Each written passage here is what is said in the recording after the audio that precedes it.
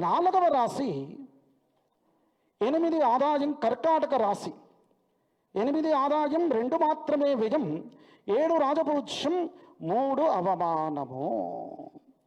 ఈ రాశి వారికి బృహస్పతి వ్యయంలో ఉన్నాడు. అయినప్పటికీ అష్టమ స్థానంలో ఉన్న శనైశ్వరుని యొక్క ఇబ్బంది పోతుంది. మన అధినాయకుడు మన కేసీఆర్ గారి ఆశ్లేష నక్షత్రం కర్కాటక రాశిలో వారు జన్మించారు. మేషలగ్నం, బృహస్పతి ద్వితీయ స్థానంలో, శనైశ్వరుడు ఉచ్చ స్థానంలో ఉన్నాడు. రవి ఏకాదశంలో ఆ శుక్రునితో బుధాదిత్య యోగంతో ఉండడం చాలా శ్రేష్టమైనటువంటి అంశం.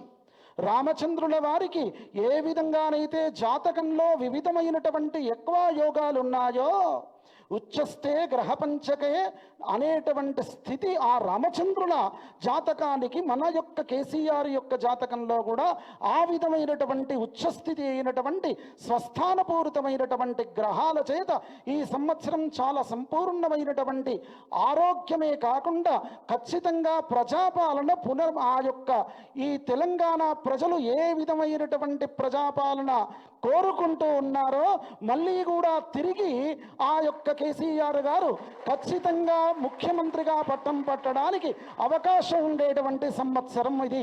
నేను చెప్తున్నటువంటి అంశం కాదు. మరి ఈ రాశి వారికి నవమ స్థానంలో శనీశ్వరుడు, అష్టమంలో రాహు ఉన్నాడు కదా. అంటే రాహు అష్టమంలో ఉన్నప్పటికీ ఆ అమ్మవారి యొక్క అనుగ్రహం, ఆ నృసింహస్వామి యొక్క అనుగ్రహం, అష్టమ రాహువు ఎవరి యొక్క ఆరాధన చేత వారికి అష్టమరాహు దోషం పోతుందో ఆ స్వామి యొక్క అనుగ్రహం సంపూర్ణంగా ఉన్నటువంటి వారు సత్యం విధాతం నిజభృత్య భాషితం వ్యాప్తించ భూతే శ్వఖిలేషు చాత్మనః అదృశ్యత అద్భుత రూపముద్వహన్ స్తంభే సభాయాం నమృగం నమానుషం. వారికి ఎవరైతే మంచి ఆలోచనతో సత్ప్రయోజనపూరితమైనటువంటి పరిపాలన కావాలి అనుకుంటారో వారికి యోగతుల్యమైనటువంటి పరిపాలన వీరి ద్వారా ఖచ్చితంగా అందుతుంది. దుష్టులకు ఆ యొక్క నరసింహస్వామి అష్టమరాహు యొక్క దోషాన్ని ఖచ్చితంగా తీసివేస్తారు. ఈ తెలంగాణ రాష్ట్రంది కూడా ఈ యొక్క తులారాశి. తెలంగాణ రాష్ట్రంలో కొత్త పంటలు ఎక్కువ వేయడానికి అవకాశము, రైతులు అసంతృప్తిగా ఉంటూ కొన్ని ఇబ్బందులు సంవత్సర చివరి కాలంలో ఏదైతే అతివృష్టి అవుతుందో వారికి కొన్ని ఇబ్బందులు ఖచ్చితంగా తప్పవు. సరైనటువంటి పంట ఆ వర్షధాతువులను తెలుసుకొని మీరు పంట వేసుకోండి. ఇక ఈ సంవత్సరంలో వీరు చేయాల్సినటువంటి దేవతారాధన, పంచమంలో రాహు ఉన్నాడు కాబట్టి గోవు ఆరాధన చాలా శ్రేష్టం. ఆవులను పెంచండి. ఆవుకు పౌర్ణిమ అమావాస్య రోజు మంచి ఆహారం పెట్టి నమస్కారం చేసుకోండి. ఇక వృశ్చిక రాశి 2 ఆదాయం 14 వ్యయం, 5 రాజపూజ్యము 2 మాత్రమే అవమానము. వీరికి కూడా ఈ రాశిలో ఉన్నటువంటి వారికి బృహస్పతి అష్టమ స్థానంలో కొన్ని రోజులు ఉంటాడు. సంవత్సరాంతం వరకు కూడా ఉన్నప్పటికీ ఆర్థిక వ్యవస్థల్లో, వ్యాపారాదుల్లో కొన్ని ఒడిదొడుపులు తప్పవు. విద్యార్థులు అధిక శ్రమ పడాల్సినటువంటి స్థితి. రాజకీయ నాయకులకు మాత్రం సంపూర్ణ శుభ ఫలితాలు కలుగుతాయి. వారికి సుబ్రహ్మణ్య దేవత యొక్క అనుగ్రహం చేత మంచి కలుగుతుంది. ధనుర్రాశి 5 ఆదాయం 5 వ్యయం. ఇక ఈ యొక్క దీనికి రాజపూజ్య అవమానాదులు 1 రాజపూజ్యం 5 అవమానం.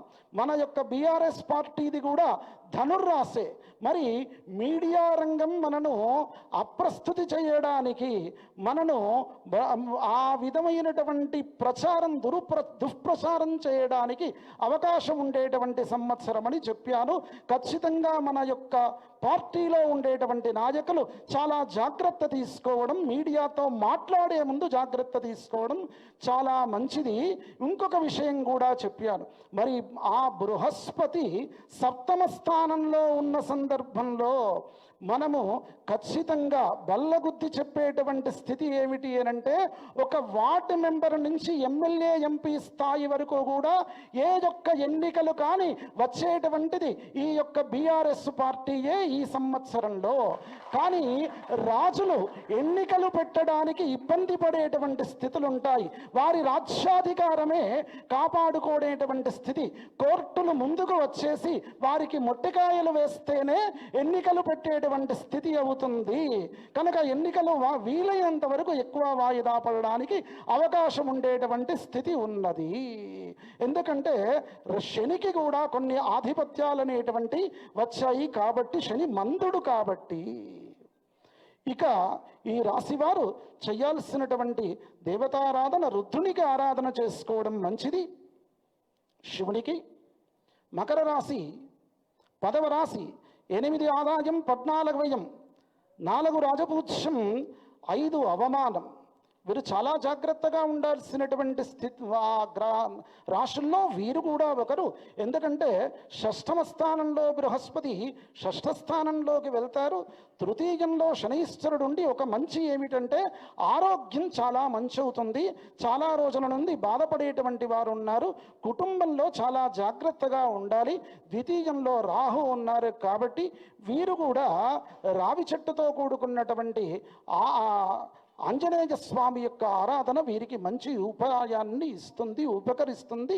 వీరు కూడా దక్షిణామూర్తి ఆరాధన వీరికి బృహస్పతి దోషాలు నివృత్తి చేస్తుంది.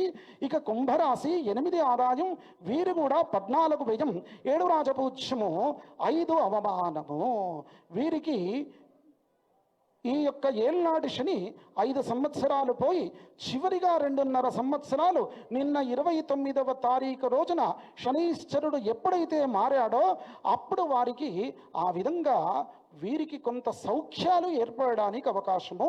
మీరు ఎవరైతే ప్రజాక్షేత్రంలో ఉన్నటువంటి ఈ యొక్క రాశుల వారు ఉన్నారో కొంత మీరు ప్రజాక్షేత్రంలో తగ్గిపోయారు కనుక వెళ్ళి ఖచ్చితంగా ప్రజలతో మమేకం అనేటువంటిది అవ్వడం చాలా మంచిది. ఎందుకంటే మీకు ఖచ్చితంగా సత్ఫలితం అనేటువంటిది లభిస్తుంది. ప్రజలను మీలను ఆదరిస్తారు. నిరుత్సాహపడాల్సినటువంటి అవసరం లేదు. పంచమంలో బృహస్పతి ఉన్నాడు కాబట్టి చాలా మంచి ఫలితాలు రాబోయే కాలంలో చూస్తారు. ఇది బీజతుల్యంగా కొత్తగా ఉన్నటువంటి రాజకీయ నాయకులకు ఖచ్చితంగా ఉపయోగపడడానికి అవకాశమే. వీరు చేయాల్సినటువంటి దేవతారాధన కూడా రాహు లగ్నంలో ఉన్నాడు కాబట్టి సర్వబాధా ప్రశమనం త్రైలోక్యస్యాఖిలేశ్వరి అమ్మవారి మీలను కాపాడుతుంది. నిత్యం ఉపాసనాపూర్వకంగా ఉండండి. మీనరాశి వారు 5 ఆదాయం 5 వ్యయం చివరి రాశి. ఇక 3 రాజపూజ్యం 1 అవమానం. మనము ఆ యొక్క మీనరాశి వారికి ఏళ్నాటి శని యొక్క ఫలితం ఎక్కువ అనుభవించేటువంటి స్థితి.